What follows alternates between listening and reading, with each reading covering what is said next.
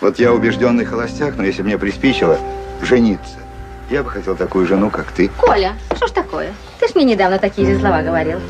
А я это всем женщинам говорю. Вам же это нравится? Конечно, нравится. Вот за это я вас и не люблю. Сладкая, конфетная любовь вам нужна. А настоящую мужскую любовь, суровую, горькую, вы не цените.